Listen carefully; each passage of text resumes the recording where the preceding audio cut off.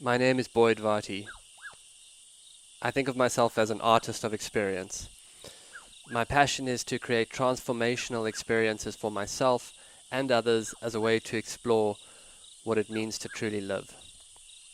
My central exploration is to live on what I would call the track of your life. To me, this is to live courageously towards the discovery of what you are called to and to what life asks of you. So much of how I live has been informed by my passion as an animal tracker. I'm following the trail of my own life and reporting back.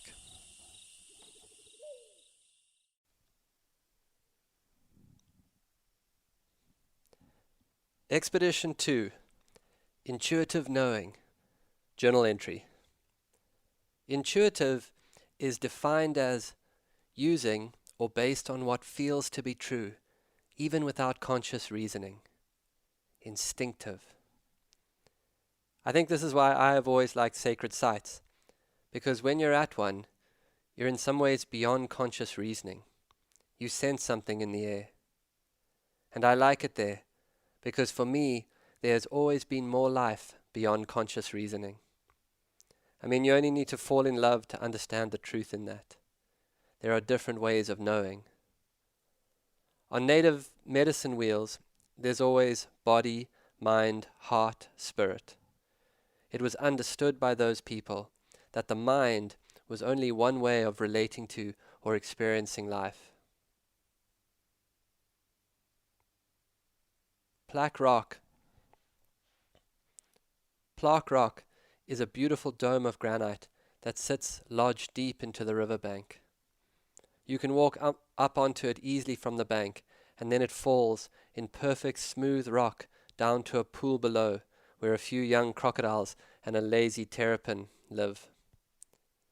Beyond that is a second band of rock, and then the thick green phragmites reeds of the river. As a child, when I would go there, it may as well have been another planet. Running and playing on that large domed rock, we could have landed on Mars. The rock is warm in the late evening, having absorbed the sun's heat, and if you lay with your back on it, it will share that warmth with you. The whole rock feels alive, like it has its own intelligence, like the rock itself is a living presence. As I sit there on a winter's day, I'm at the center of a small universe that spins around it. Magically, creatures slowly appear. A kudu in the mist of the far bank. Then, out of nowhere, a herd of inyala. Herons and kingfishers flying past. A lizard scuttles out from under a rock to bask. There's something you don't do enough of. Basking. My grandfather, who I never met, used to sit on this rock. And when I am there, I can intuit his ancestral presence. I'm a part of what came before me. I'm a part of what will come after. I'm not self-made. I don't think of myself as a life apart, but rather I am a part of life. Inside of this understanding, I'm able to see a bigger picture. For a moment, I am set free from the innate narcissism that my life is in some way the most important thing that's happening. I'm a part of a chain of unfolding life. It's nice to experience yourself like that. My grandfather flew planes in the Second World War. From North Africa, him and a rogue captain called Haywood would fly to Warsaw to drop supplies for the Polish resistance. Now Haywood knew that if they flew high over the city, they would be a slow-moving target for the anti-aircraft guns. So when he saw the city, which was on fire at night, he would fly low down the river, dodging bridges, moving fast so that gunners couldn't get their sights on him. Then he would drop his cargo and go, flying home with barely enough fuel. After the war, my grandfather took up lion hunting as a way of keeping himself feeling alive. It was only later, when I came to understand trauma, did it occur to me that the lion hunting was a common behavior for someone with severe combat experience and PTSD. The need to seek out dangerous extremes to try and get the sound back on in your life. When my grandfather died suddenly at 54, the war was long over. Hayward loaded my 15-year-old father in a plane and flew him from Johannesburg to the place where I now sat in the wild. Flying over the rock, Hayward, ever the renegade, opened the window and tipped my grandfather's ashes out into the river. And that's how Plaque Rock became an ancestral place for my family. When I was born, my mother named me Craig. I cried and cried until the Shangaan people came to her and told her that I was crying for my ancestral name. They started calling me Boyd, and I became a quiet child. As I sit here this morning, I can look down across the pool at the base of the rock to the second ridge where a plaque with my grandfather's name on it now sits. A name that is also my name. Boyd Varty it reads. He loved the bushveld. I'm telling you this because your ancestry makes you close to your infinity and your mortality. When I'm here, I intuit some deep transformation in my own life that seems to be happening on a grand scale in the world. The restoration of the planet will come out of a shift in human consciousness is still my cry. My grandfather was a lion hunter. I am a lion tracker. My grandfather had severe PTSD. I have worked intensely with how to heal extreme trauma. We both love to be in the wild. As a hunter, he was instinctual. As a healer, so am I. In the men in my family for so long, there was steel with no feeling, and I'm coming to respect both.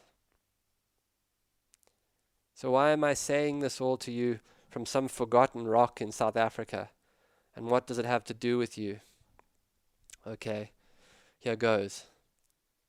If you have bothered to listen to these podcasts and they have moved you or interested you, then something in you is intuiting what's under the words. You know that, like me, you are here for the mystery. You are here to live differently. You are here for nature. You are here to find your track. Your whole life, a part of you, deep down, has known that the way we are living is not the way. Maybe you couldn't say it for fear of sounding crazy, but a part of you has known. A part of you has whispered, I'm here for a different world. I'm here to make that world by waking up in my life. For starters, you are the chain in ancestral life. Whatever you came from, you can be the start of a transformation for generations to come. I mean, who knows the power of one authentic life? Life is full of platformless heroes. For all we know, Nelson Mandela's grandmother may have been the person who gave him the fortitude to be who he was. If you heal the past. If you heal the future. And you never know what actions your life can have on other people. Just ask yourself truly, do I intuit something beyond conscious reasoning for my life? I mean, I'm on this expedition on pure intuition. On one level, who cares if I go on these expeditions to these places that call me? Yet I'm called to the story in a way that I'm beginning to realize I don't have to understand. Think of it like this. Imagine we were planted here, those of us with that intuition to awaken. We were planted here like sleeper seeds waiting to be born, like sleeper seeds waiting to bloom. All your life you have felt it, just beyond your amnesia. You've been reaching for it, like it just slipped your mind. And I understand the faith it has taken. And I understand the faith it will still take to say, I will give up on the rational and follow that other way of knowing. If you're listening to this now, you're either stone cold, in which case you're probably just going to get more and more annoyed with me over time, and congratulations, you made it this far, or you're on fire, Something in you is saying yes. And I don't mean to sound wafty, but I'm okay with it for a moment, because I know that certainly that intuition has to eventually lead to action. But for now, from a huge ancestral domed rock by a river in Africa, hear a voice reaching out to you wherever you are right now. Think of all the things that had to happen for these words to come to your ears right now, in this moment. These words that say, trust yourself. Trust what you know deep down. Learn to live beyond conscious reasoning. Learn to live on the intuition. That's what I'm trying to do.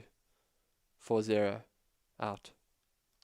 This has been another episode of the Track Your Life podcast with Boyd Varty.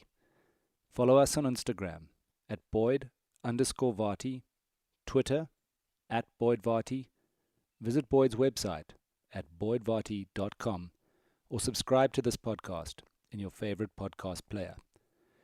Please rate and review this podcast so that more people can find and enjoy it.